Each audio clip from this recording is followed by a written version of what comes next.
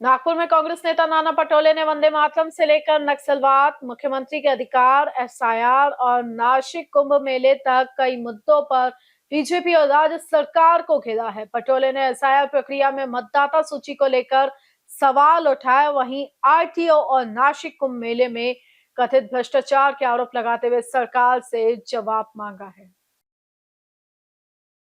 कांग्रेस नेता नाना पटोले ने वंदे मातरम के मुद्दों को लेकर बीजेपी पर निशाना साधा। उन्होंने कहा कि बीजेपी देशभक्ति का मुद्दा उठाकर कांग्रेस को देश प्रेम का प्रणाम देने की कोशिश न करे। पटोले ने सरकार से देश के सामने मौजूद वास्तविक मुद्दों पर चर्चा करने की मांग की। युवाओं को दिमागी नक्सल कहे जाने के बयान पर भी नाना पटोले ने आपत्ति जताई। उन्होंने कहा कि देश के युवाओं और उनके भविष्य को इस तरह के नाम देना उचित नहीं है। पटोले ने आरोप लगाया कि सत्ता पक्ष घबराहट में युवाओं और आंदोलनकारियों पर इस तरह के आरोप लगा रहा है। मुख्यमंत्री के अधिकारों को लेकर नाना पटोले ने कहा कि मुख्यमंत्री राज्य के प्रमुख होते हैं। मंत्रिमंडल का कोई फैसला गलत होने पर उसे रद्द करने का अधिकार मुख्यमंत्री के पास होता है। मला असं वाटतं की भाजपची परिस्थिती अशी झालेली आहे आणि पर्यायानं नरेंद्र मोदीची परिस्थिती अशी झालेली की जो बीजेपीचा ब्रँड होता त्या ब्रँडचीच हवा खराब झालेली आहे।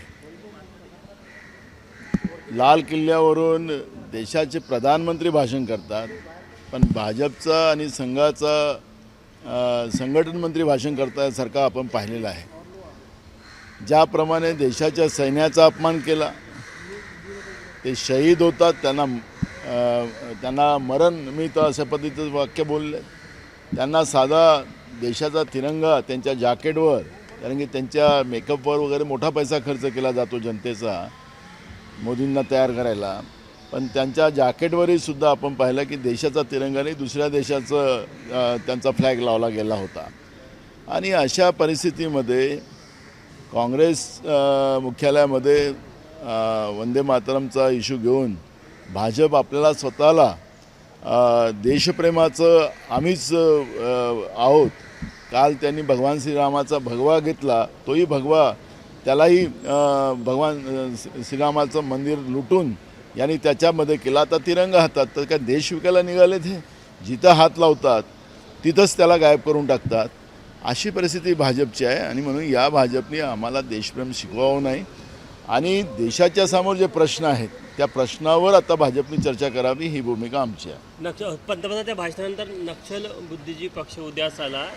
काँग्रेस जनता पक्षानंतर हा दुसरा पक्ष आहे ज्या प्रकारे अशा प्रकारे कोणी तरुणांना छेडलं आणि त्यांनी आपली रिॲक्शन दिली। बघा, आपल्याकडे एक म्हण आहे की गिदड़ की मौत आती तो शहर की तरफ भागता है। ती परिस्थिती आता भाजपची झालेली आहे। या पद्धतीचं वक्तव्य करून देशातल्या तरुण आणि तरुणींचा अपमान करण्याचं काम ज्या पद्धतीने चाललेलं आहे, देशाच्याच तरुणांना त्यांना गटर म्हटलं जातं, त्यांना दिमागी नक्षलवादी म्हटलं जातं।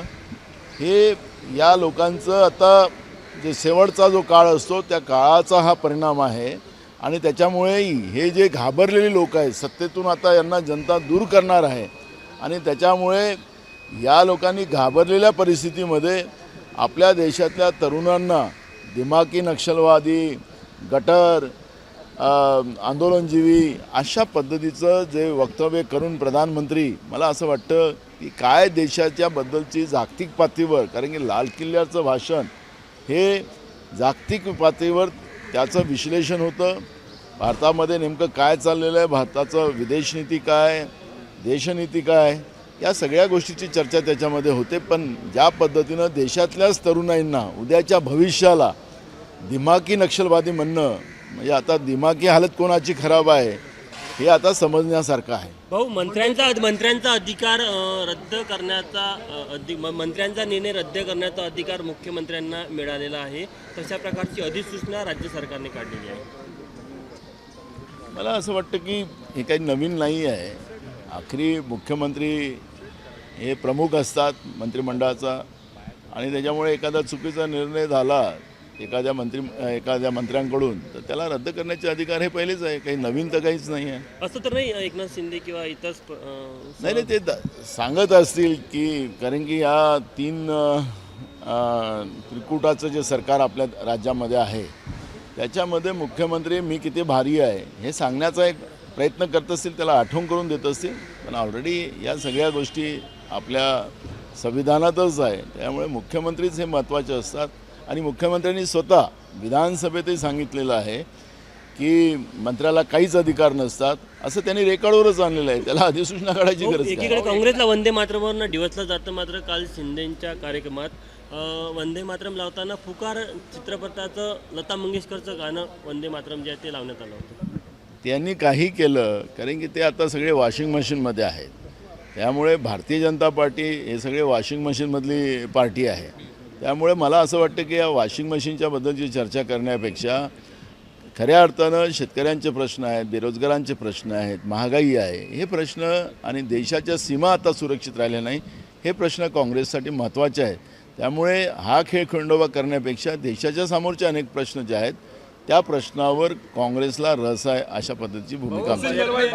हुसेन दलवाई यांनी दावा केला होता की एकनाथ शिंदे जे आहेत ते शिवसेनेत येणार होते, मात्र काही नेत्यांनी जे आहे ते विरोध केला. मला असं वाटतं की हुसेन दलवाई असतील किंवा पृथ्वीराज चव्हाण साहेब असतील, या सगळ्यांनी जे काही वक्तव्य आता 2 दिवसात केलेलं आहे, कारण की हे मोठे नेते आहेत, यांच्या लेवलवर काही चर्चा झाली असेल तर त्यांना माहिती असेल. त्याच्यामुळे आमच्या लेवलवर अशी कुठलीही चर्चा झालेली नाही. त्याच्यामुळे मला असं वाटतं की ज्याची आमच्यासमोर कुठली चर्चा झाली नाही त्याच्यावरचं वक्तव्य आम्ही करावं असं मला वाटतं. उन्होंने आरोप लगाया कि मुख्यमंत्री अपने अधिकारों को लेकर खुद को मजबूत दिखाने की कोशिश कर रहे हैं। एकनाथ शिंदे से जुड़े गाने और राजनीतिक चर्चाओं पर पटोले ने कहा कि कांग्रेस को ऐसी चर्चाओं में दिलचस्पी नहीं है। उनके मुताबिक किसानों की समस्याएं, बेरोजगारी, महंगाई और देश की सुरक्षा जैसे मुद्दे कांग्रेस के लिए ज़्यादा महत्वपूर्ण हैं। आरटीओ मामले को लेकर नाना पटोले ने 300 करोड़ रुपए से ज़्यादा के कथित घोटाले का आरोप लगाया। उन्होंने कहा कि इस संबंध में कई दस्तावेज राजस्व मंत्री चंद्रशेखर बावनकुले को दिए गए हैं और मामले पर उचित कार्रवाई होनी चाहिए।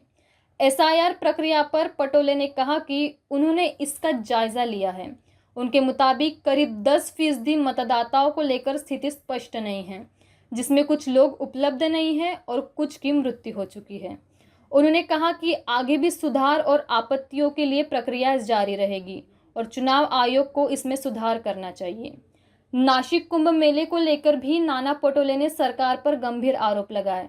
उन्होंने आरोप लगाया कि नकली टेंडर और वर्क ऑर्डर के जरिए कथित तौर पर भ्रष्टाचार किया जा रहा है। उन्होंने कहा कि कांग्रेस की नज़र पूरे मामले पर है और अगर साधु संत की ओर से भी इस मुद्दे पर सवाल उठते हैं तो इससे सनातन धर्म और महाराष्ट्र की छवि प्रभावित हो सकती है।